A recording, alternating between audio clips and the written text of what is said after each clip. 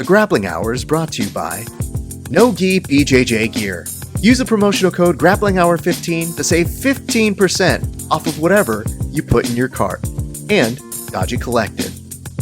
Dodgy Collective, creating jiu-jitsu gear for those who love to train after a hard day's work and for those who live the jiu-jitsu lifestyle from their mom's couch. That's actually what it says. I'm reading it verbatim. Anyway, go buy from them.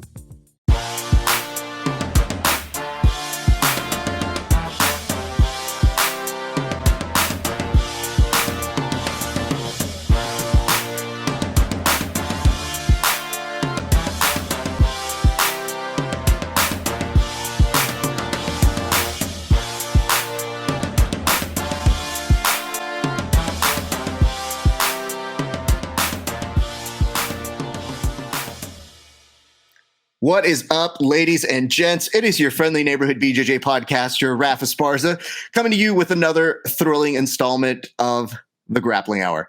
We're very excited to have one of our original guests, who was supposed to be on maybe a little while ago, but we'll get into that. We don't want to make this a huge hassle. Big name, huge friend of the show. But before we get to him, let's do some sponsor drop-ins.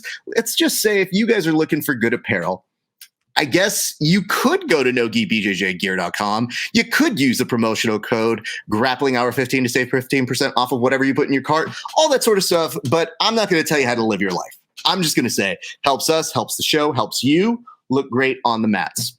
That's a decision you need to make for yourself. All right. The other sponsors, of course, our good friends over at dodgycollective.com. Great rash guards, great spats, great shorts, great rash guards. If you're not going to go buy from Nogi BJJ Gear, consider Dodgy Collective. I'm sure our sponsors will love that I said don't buy from either. But either way, they love us and we love them. All right, our guest today. We go way back. I've been interviewing this guy for a little bit now. And I'm going to reveal something on the show.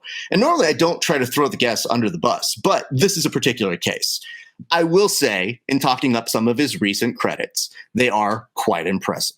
Of course, he just won the Sin City Submission Series event a couple months ago out in Vegas. Amazing, amazing competition. It was very nice to see him back there. And in just 2 weeks, he will be competing again at Combat Jiu Jitsu Worlds, I believe, making his Combat Jiu Jitsu debut. And we're very happy to have our good friend and Spring Valley's very own, one PJ Barch. PJ, how you doing, sir? Yeah, I'm good, Raph, man. I'm happy to be here. I'm happy to talk to you again. It's good to see you. You were on our debut episode of this program, and, we always appreciate you taking the time to come on out. We did have something in store, and I think we should really address that right now. Now, I want to say it's because you were scared of me. I don't know that other people will believe it, but you seemed to cancel some kind of thing that we were going to do. Do you mind telling the people what it was we were going to do? Brother, I was in the hospital, man. That would be a pretty elaborate hoax to try to just avoid you, Raph, and all of your wrath, man. But I did this thing called a butter scraps. That was kind of my fun name for it. But during the quarantine, I had the guys. I kind of just put a friendly challenge out for people to come over, and I told them I would give them $20 and cook them a hamburger if they could score a point on me. But they had to be a purple belt or above, and they could come over to my house, and we could compete. And I did this, and I filmed it, and I haven't put together any type of an edit on it or anything. But I've been talking with you, Raph, about it and things like that. And then you kind of maybe called me out and said you wanted to come down and do another edition of it. And I thought it was a great idea, and it was the same day as you were trying to do a show, I think, for maybe Submission Underground or something. So we were gonna do the podcast at my house, do it, and I want to reschedule this. So I don't know exactly where you got your information from. I know you're just kind of okay. No, I know you're trying to paint me as a terrible journalist. I want to go ahead and reframe this for just a second here, PJ, which is this. It's a little suspicious when one guy, when he has to cancel, and you say, well, oh my God, is something wrong? Are you okay, PJ? We're obviously sportsmen here. I'm not going to just say you're a chicken shit livered kind of guy. I've seen you compete. You've competed against the best in the world. But when you tell me the specific reason as to why we had to reschedule, I think I need you to tell the people on here so that maybe they get an idea as to why I'm saying what I'm saying. Man, I don't want to get into the specifics, man, but I had an infection in my leg. It wasn't staph or anything. It was like it started out as cellulitis, which is, I don't know. I had some kind of a you think it was a bite? It could have actually. It probably was some sort of a bite. Actually, that's probably how it started. But it's like a subsurface, like bacterial infection of some sort, and it got into, I don't know if it got into my bloodstream. I don't know what happened, man. But I was running a fever. They admitted me into the hospital. I was running a fever for a long time. It took over my whole leg. I was red from like the whole thing was swollen up, and they were drawing lines all over me and IVing me, and I was running like 103-degree fever for like 4 or 5 days or something, and then I was in the hospital for a while, man. So I don't think it would have been. I still probably would have beat you, but I don't think it would have been safe for anybody at that point. I hope it's made clear here that I wasn't doing it because I thought I would beat you. I just knew it would be great film. And I think the incredible thing about it is you were telling people that you would cook them something even if they lost. And I was like, wait, you're going to give them money if they score a point on you, and then you're going to cook them something when they lose. And all I could think was, oh my God, PJ, that's a losing business. Like, you are actually losing money to put this on. But this is fun, man. Competition and stuff, you know. Fair enough. This is all fun, and I wasn't gonna cook shit anyways. You know, this is like something that I was gonna have like one of my students cook or something, probably. You know, I mean, listen, dude. Actually, if I'm being 100% completely honest, but it's all in good fun, man. To be fair, I wouldn't have complained if you had gotten like one of your blue belts and been like, cook this. I would have been like, still counts. I don't give a shit. PJ has provided food for me so that I can nurse my wounds. I'm going to tell you what I was prepared to do. And I don't know that we'll still do it like this, but because it was supposed to go for our 3rd season premiere, I said we should do something big for our 3rd season premiere. And I was going to film a Rocky-style montage with all my friends where I was going to be like, hey, listen, we got to get ready for this competition. Everybody was going to say, all right, Raph, who are you competing against? And I was like, PJ. And they go, it's not going to work for you, man. So we were going to do this elaborate series of like all my friends coming in and giving their advice, and every one of them saying, no, this just isn't going to work. And then we would eventually get to the footage. And I said, that would be very funny. But I don't know that you can really make the humor work when your opponent has been poisoned. So when that happened, I just said, Jesus Christ, PJ, if you didn't want to do it, just say you didn't want to do it. Yeah, you shouldn't have gave out the plan, but I don't think we've ever trained together, huh? No, we've never trained or anything. No, you've been very kind to me over the years, and I did go visit you out at Spring Valley, and you sent your minions after me. So on that day when I went to go visit you in your class, you taught very well. I loved the instruction. It was a real pleasure to get to see you teach because I'm used to interviewing you or seeing you compete, but getting to see you teach is a different beast. I was there, you were teaching, but you and I didn't train. Instead, I had a bunch of your guys, including, I believe it was Gabe that day, who were keeping me quite busy, though. Yeah, definitely. But yes, no. Yeah, I mean, here's the thing, dude. You have to understand, when I do what I do, I create a very easy rapport, which is, I'm not going to beg you to train with me. I'm obviously here. And if you want to, that's fine. But it's always under a friendly circumstance. It's very weird to do what I do and show up and be like, all right, PJ, here we go. I'm like, that's not what I do. So in any event, yes, we still very well may put that footage together. But I was saddened to hear that you were poisoned. I was saddened to hear you had this fever. And I'm glad to see that you're doing okay enough, clearly, after the fact. So that took you out for about a couple, like I'm sure about a week's worth of time then at least. About a week, man. Nothing too serious.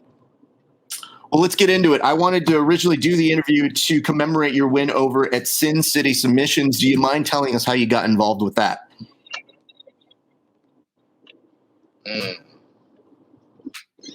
Good question, man. I think probably Keith Keith has a line on all these guys all the time. I think maybe from Keith or something. I hadn't done. I might have even gotten in my own head a little bit, thinking that like maybe I was above doing these these types of invitationals and stuff like that.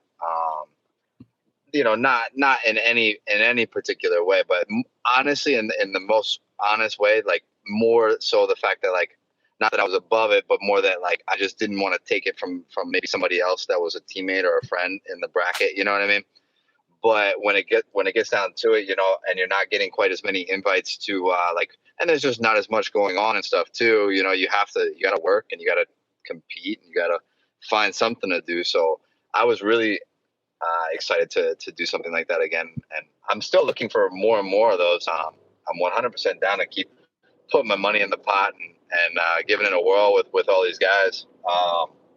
But yeah, it was something along those lines. Keith, Instagram, whatever. As soon as I saw it, I just put my money down right away and sent it on the Venmo, and then that's how you commit to these things. You don't think about it. You commit, and then you follow up by doing all the right stuff. Yeah, I don't know if you knew this, but we brought on Mike to talk about how he was organizing it. And one of the things he was telling me was you were a popular commodity because everybody in the bracket wanted a shot at you. I'm assuming that was also expected when you were throwing your name into that hat.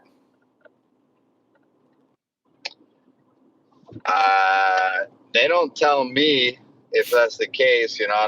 Nobody was necessarily calling me out personally, but yeah, I mean, I'm sure, of course. I mean, it can swing either way. If I have a little more like clout or recognition than some of those guys, then it's a good opportunity for them. It's because I say it is a little more dangerous for me to jump in and do these types of things and stuff like that and lose to like a guy that is a hungry purple belt, overtime or something. You know what I mean? And it's always possible, if you're not sharp, if you're not on 100% every time, you could take these L's here and there, man. Everybody takes an L every once in a while, and you're risking losing to somebody that is not a black belt world champion of some sort. And so it's a risk for me too, and then these guys get to get a little clout off of it or something. So it's an exciting prospect for them. At the same time, it's also, there's other guys that are not going to take that as such a exciting idea and kind of, they wanted to have a clean sweep or something. But yeah, I'm sure, everybody's always trying to get somebody that has a little bit more Instagram followers or somebody with a little bit more accomplishments than them, so they can get a win. Now, since it is a little bit removed, I'm not going to do a match-by-match analysis with you. I would like to ask you, is there something in particular that stuck out to you on that day that you can remember that you were very pleased with in terms of your game? I felt sharp, man. The fact is like, I sometimes forget when I'm not competing how much better I do in competition than I do in the gym even. So much more opens up because guys are stressed and grappling differently and stuff like that. And if I just trust my instincts and get after it and really look to win, then I'm dangerous for anybody, man. And the guys did a good job, but I just felt like I went in there ready to win that, and I felt good, and I ran into one or two tough guys, and even Alan Sanchez is extremely tough, and I've seen him win some things and beat some people, and I felt really, really good. You definitely look sharp, man, and I have to say, I had two different experiences with the tournament as a whole. The first of which was I was piecing it together from live streams. So I was watching it because there were some problems in terms of it going out live. So I was picking it up in bits and pieces and being like, did he win? Well, I'm just going to assume PJ won. So let's go forward. And obviously I could see bits and pieces of you winning. But then Mike brought over the footage and said, hey, man, I need somebody to commentate this with. Would you mind doing it? So I guess, selfishly, I'm going to ask, did you hear my commentary and what did you think of it? Oh, yeah. I actually, it's funny because I heard you commentate. You know, I wasn't paying too close attention in general, but I heard you commentating and I was like, wait, but Raph wasn't there. Because I was like, man, I just don't remember seeing him there. But something happened and there he is. But yeah, man, I think you do a great job commentating. You're a lot of fun on the microphone, and you're well versed in jiu-jitsu too, and the guys that do it. So I really always appreciate you being able to commentate and do things like that. Because I have to say, there was one moment that I saw you repost on your stories, and at first, when I see you kind of quote one of us speaking, my initial thought was, oh shit, what did I say? And then I hear the quote that you put, which was you talking about whether you're going to wrestle a certain competitor or not. And then I realized, I was like, oh, I didn't say that. That was Mike. All right. Woo, good.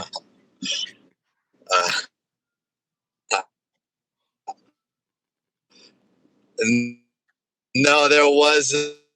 I don't know what exactly you're referencing, man. But I know that my bars are a little bit low, so just let me know if I cut out or something. But I don't know exactly what you're referencing, but I do recall there was some comments, and it's perfectly okay because nobody would know that this is what's going on. But you know, I was somebody said something about and get out wrestled or something along those lines, and I just, you know, in my mind I'm kind of thinking I didn't go there to wrestle, you know what I mean? And if I wanted to wrestle with this guy, it would be an entirely different story. But I was not there to wrestle. I have strategy behind everything I'm doing, you know, and it's funny. You know, I don't.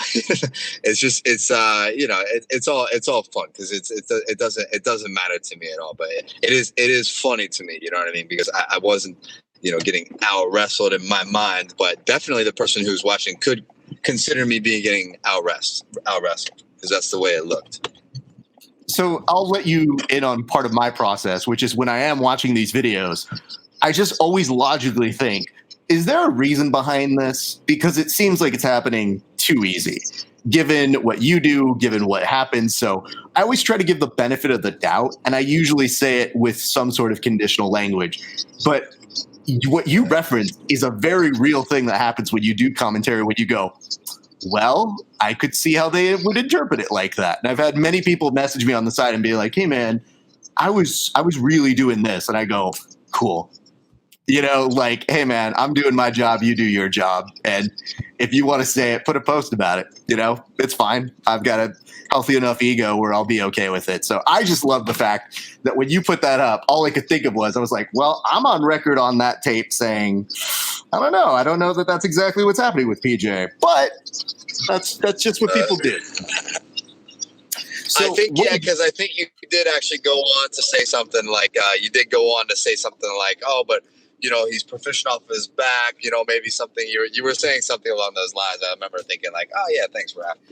I'm just saying. I mean, listen, dude. I mean, I've seen you get into wrestling scraps with a number of people. So I think it's really important to inform everybody with everything you see. So that's why a lot of the times there are a lot of athletes who I have to look at their stories, even though I'm like, I don't really want to, but it's extra knowledge that you get. So one of the commentary things that you can really impress people with is if you know those little nuggets.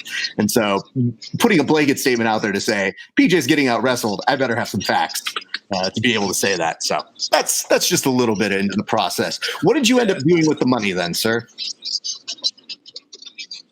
The money? Yeah, what'd you do with the money? I mean, I don't know, man. I don't spend too much money.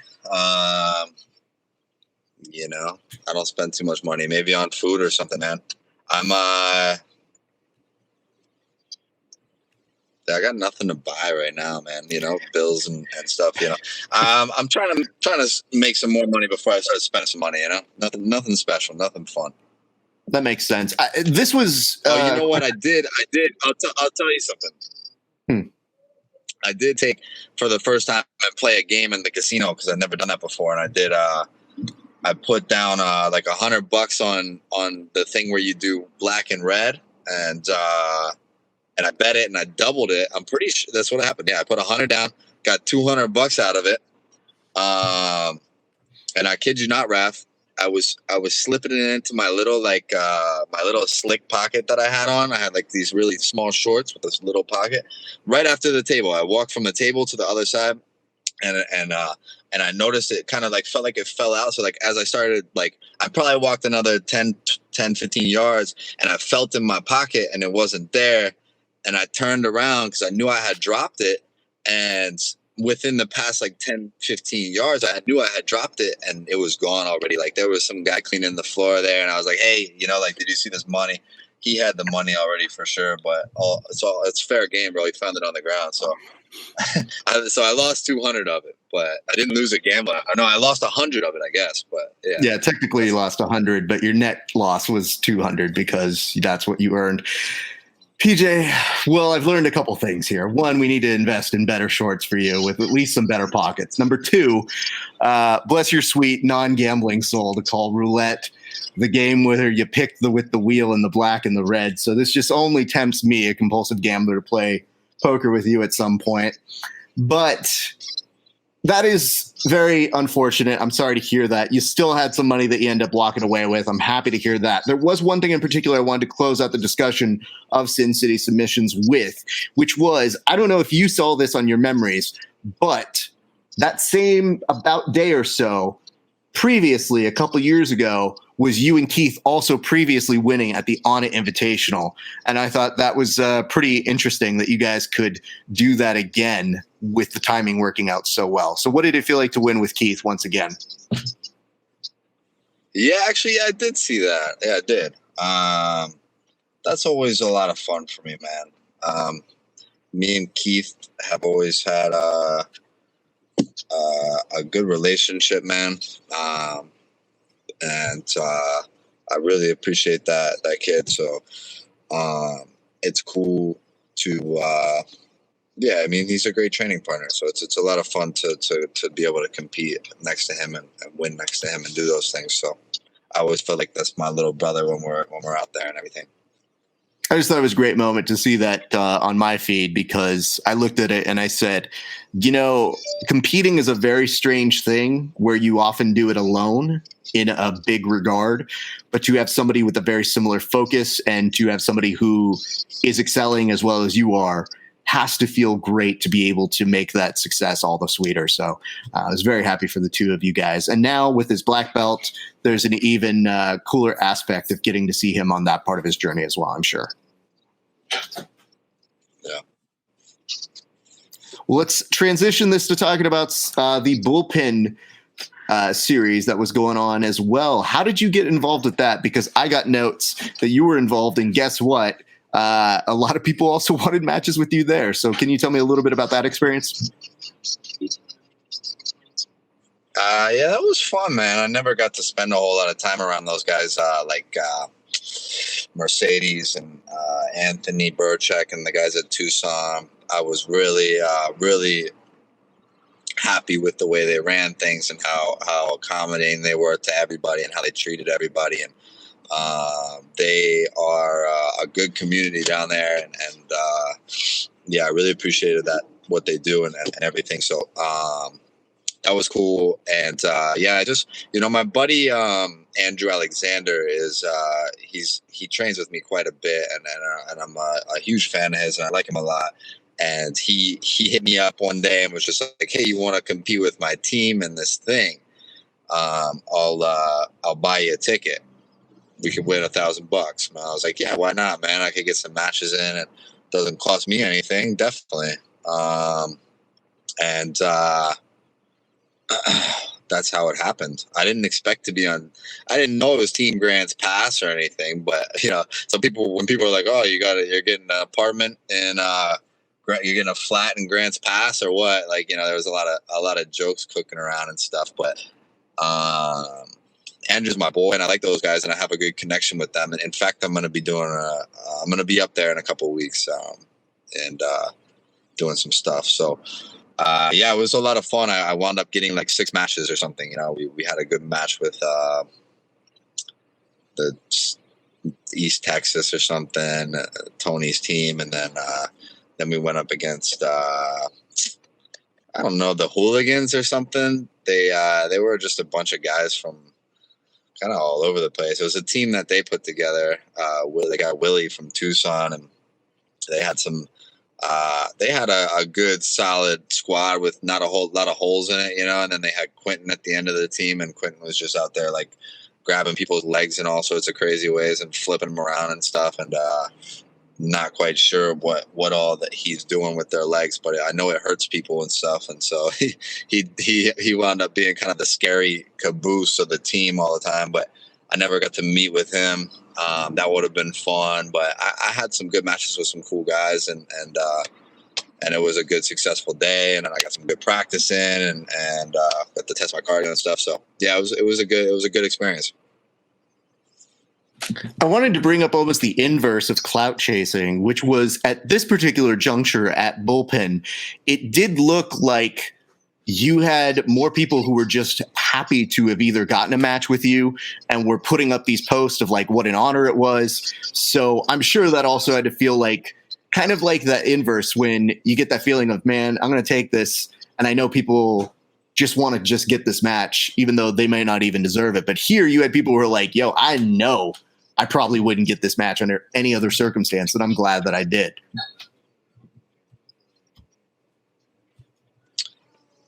Yeah, man. It's look, I've had the same feeling before. Even when I was like, if there wasn't any clout chasing going on, or even if I did think I was gonna win, I've had that feeling before competing with guys and wrestling guys back in the day, and just thinking like, man, what an honor, bro. I've been watching this guy for a while, or whatever, and I would always feel that way about guys that I watched coming up and things like that. And I'm sure some of these guys had been watching me and seeing me on different platforms and stuff, and it's kind of cool for them. And I get to have some fun. They're all just nice people, man, down there. Well, I know we talked a little bit about, obviously you want to get more competition, you want to get more rounds in. There's obviously a new reason, which is that we are going to see you competing at Combat Jiu Jitsu. Just qualify this for me. Is this your Combat Jiu Jitsu debut?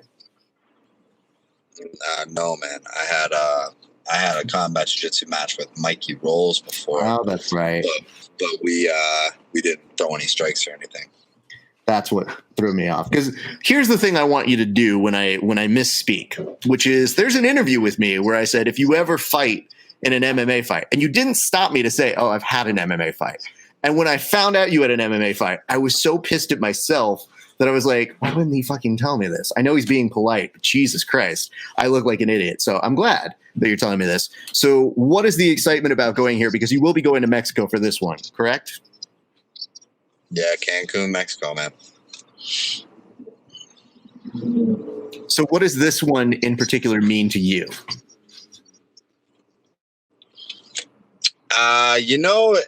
Obviously it's cool because it's Eddie's thing, and I'm a big, it's so cool for me to be able to do things with Eddie and travel with him and be a part of things that he's in and that he works for and works towards, because he's always trying to put his people on, and he's always been good to me and put me on it in ways that he can, and I would just like to represent for him and have a good time and do all that stuff. So that it's his thing is cool. As far as the slaps go, this hasn't been like exactly something that's been too much thought about for me. But, the other day I got to get in there and mix it up with some guys and some MMA guys and throw some palm strikes around and stuff, and wound up getting my heart rate up and getting pretty excited and felt the testosterone. And this is something that I really like to do, and I have a lot of fun with it, but I just don't. I'm kind of over the idea of CTE and brain trauma and stuff like that. And that's why I don't do it anymore. But is really what's near and dear to my heart is this full fighting thing, with strikes. I like that a lot. And so this is something that gets me really excited. And I'm sure that there's a chance that you could see that side of me during the CJJ. All right. I mean, obviously, your style in particular, just the way that you tend to pass, lends itself very well to strikes. And it is very cool to see that you would get this opportunity on a big card like this. And I guess the question is, everybody's been kind of off given COVID, not really doing a ton in terms of competition. You're one of the few individuals. This will be the third big kind of event that you're doing. What did it feel like to get back to competition outside of everything that's been happening with COVID? And what did it mean to you? Man, that is a layered question that could take some time, because it's complicated, and anybody that is a competitor like this and has dedicated their life to something like that, and it gets pulled away in different ways. You go through a bit of a mental process of trying to figure out where you fit in and where your purpose is and things like that. So I've since definitely derived value from other things in my life, but I will say that competing is very, very valuable to me, and I'm extremely grateful that I get to get back in there, that I'm healthy, that the world is open just enough that I can do this type of stuff, and that I get the opportunity still, because this is really, I would be fine without it, but I like life a lot better with it. That makes a lot of sense. And obviously we've seen you return in a very solid fashion. And I could tell, man, I mean, even just at Cincinnati submissions, when I saw you win, it was just kind of like, you looked like you were content to be back competing. And it was a very visible sort of a thing. Like, you usually got a pretty good poker face in terms of how you compete, but you could tell that it would just felt nice to have that kind of back in your life. And I was very happy to see that for you. But I do note that a lot of people have become very smart about doing things outside of jiu-jitsu during this time. Obviously, you were starting to kind of film some of your workouts, starting to put some of that stuff on YouTube. I know you were talking to me a little bit off air on what you were looking to do. I don't know the why. So why are you looking to have more videos and kind of breakdowns of competition mentality? Like, where did this come from?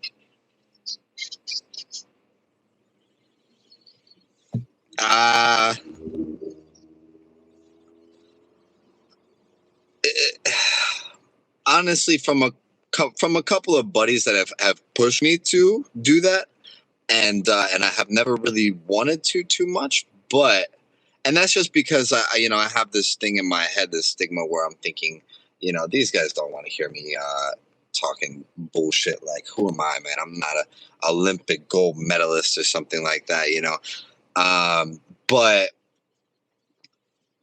I do see the value that it adds now, man, and I honestly have since just with my students alone, I definitely have an impact in their lives. Some I believe, I hate to say that, like, so definitely, but I have some good things to say that people will take bits and pieces of, and different things that they can apply to their jiu-jitsu, or maybe sometimes their life. If I can forward that to a larger platform, then that would be great, man. If I can garner some more following from it, that would be great, man. Whatever it is. I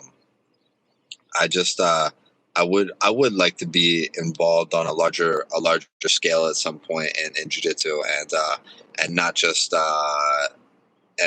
maybe combat sports as a whole, but that's it's something that I really do think that I have some value, because I have been doing this kind of stuff for 20 years, and I've been around a lot of coaches, and I've done a lot of things, and I've had a lot of ups and downs, and I've been through a lot. And maybe I wasn't ever the best at wrestling, or the best at MMA, or the best at jiu-jitsu yet, but I did pretty well, man, and I think I'm in a position that a lot of average people could learn from, and because no matter what, I don't care what anybody says, people like to watch me grapple, and there's something behind that, and that's because I always bring it, man. I'm completely fearless, and I will grapple anyone, anywhere, and I enjoy every second of it. There's nothing about it that is a job for me. Nothing about it that is kind of like in a bad way stressful about it. It is pure enjoyment for me, and my preparation for it is what really. Again, I enjoy that as well. I enjoy buckling down and doing these things, and so yeah, I think I have something I could like a message I could forward in some types of ways, and I think I'm learning a lot about jiu-jitsu and technique and stuff like that, and that's why I built this YouTube channel, and I want to start posting things on the YouTube channel more as far as technique goes and everything. So yeah, man, that's kind of the plan. I think the most important thing is, as long as you find the right way to present the message that you got, adding in a little bit of advice for those who are starting in jiu-jitsu can go a long way, and it lives for a long time. So if you find the right way to make your message be heard, I think you're going to be good. So I watched a couple of your videos, and I find it very, very interesting to hear the perspective of the athlete. So I wish you well on that, man. I want to give you the opportunity to go and shout out anybody you want who helped you get to where you needed to be the past couple of weeks, and who will be helping to prepare you for Combat Jiu Jitsu in a couple of weeks. The floor is all yours, sir. Yeah, man. Thank you for that. And everybody, all the freaks down in San Diego are really important to me, man. They always look out. There's so many people I could not even begin to name them all. Always Boogie for always being there, man. The guys at Phalanx for always decking me out and putting sweet gear on. And Chris is wonderful, man.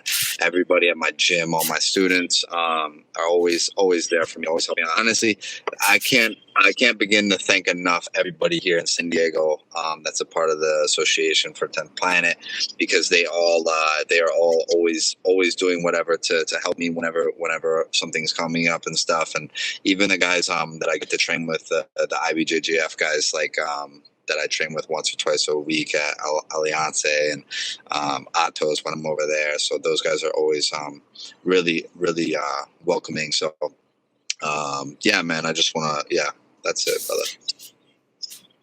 Well, PJ, I appreciate you. I appreciate your time.